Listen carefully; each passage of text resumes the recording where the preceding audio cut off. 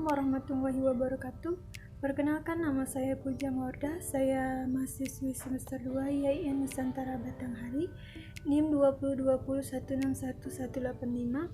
Baiklah, dalam video ini saya akan menjelaskan tentang sejarah filsafat abad pertengahan, tokoh dan pemikirannya dengan dosen pengampung Bapak Amiruddin, SPDI MPDI. Berikut ini adalah penjelasannya. Sejarah filsafat pada abad pertengahan, tokoh dan pemikirannya.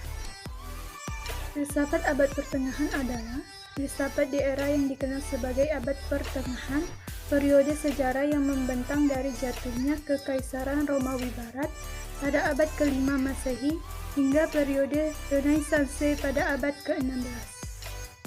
Filsafat pada abad pertengahan disebut juga sebagai periode filsafat skolastik.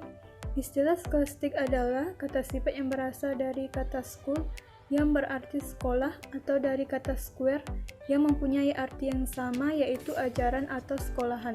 Secara garis besar, filsafat skolastik abad pertengahan dibagi menjadi dua, yaitu skolastik Kristen dan skolastik Islam.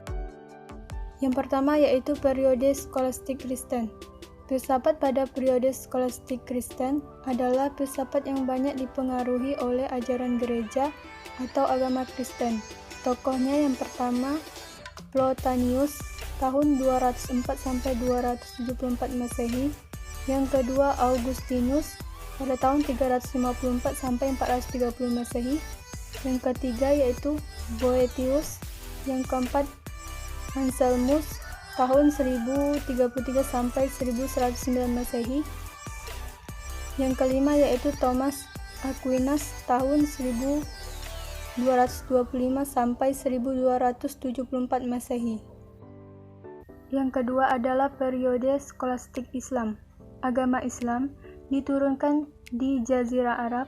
Pandangan Islam tentang pentingnya ilmu tumbuh bersamaan dengan munculnya Islam itu sendiri. Ketika Rasulullah SAW menerima wahyu yang pertama, yang mula-mula diperintahkan kepadanya adalah membaca. Jibril memerintahkan Nabi Muhammad dengan bacalah dengan menyebut nama Tuhanmu yang menciptakan. Islam sudah dikenal oleh dunia sejak awal abad 7 Masehi, namun filsafat di kalangan kaum muslimin baru dimulai pada awal abad ke-8. Ini disebabkan karena pada abad pertama perkembangan Islam tidak terdapat paham-paham selain wahyu.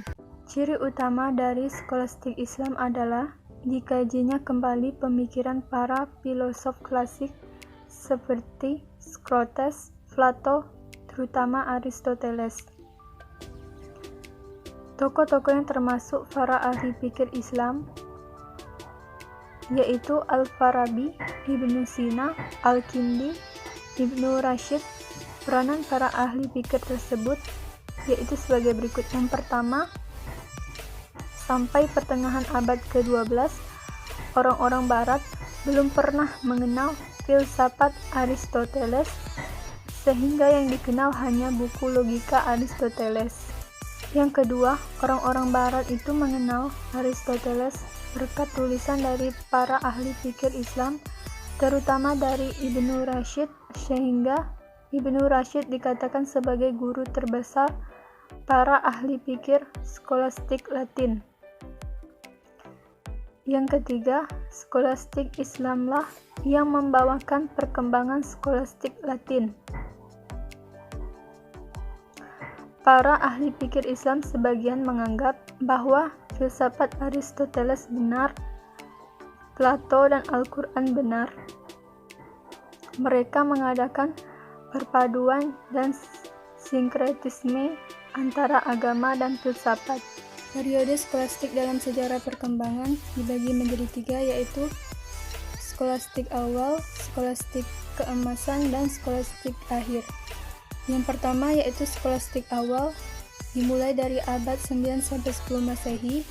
Masa ini merupakan kebangkitan pemikiran abad pertengahan setelah terjadi kemerosotan pemikiran filsafat pada masa sebelumnya yang disebabkan kuat dominasi golongan gereja. Pada periode ini diupayakan misalnya pembuktian adanya Tuhan berdasarkan rasio murni, jadi tanpa berdasarkan kitab suci. Yang tampak pada permulaan ialah persoalan tentang Universalia. Ajaran Augustinius dan Neoplatonius mempunyai pengaruh yang kuat dan luas dalam berbagai aliran pemikiran.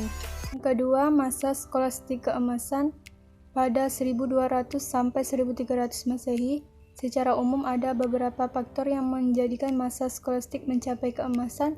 Yang pertama, adanya pengaruh Aristoteles, Ibnu Rashid, Ibnu Sina sejak abad ke-12 sampai abad ke-13.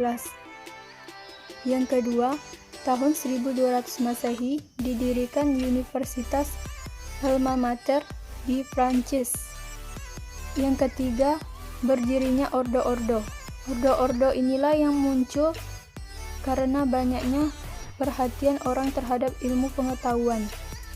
Adapun tokoh yang paling terkenal pada masa ini yaitu Albertus Magnus tahun 1203 sampai 1280 Masehi. Yang kedua, Albertus von Bolsadi. Yang ketiga, Thomas Aquinas tahun 1225 sampai 1270. Ketiga, masa skolastik akhir dimulai pada tahun 1300 sampai 1450 Masehi. Periode skolastik akhir ditandai dengan pemikiran Islam yang berkembang ke arah nominalisme, ialah aliran yang berpendapat bahwa universalisme tidak memberi petunjuk tentang aspek yang sama dan yang umum mengenai adanya sesuatu hal. Kepercayaan orang pada kemampuan rasio memberi jawaban atas masalah-masalah iman mulai berkurang.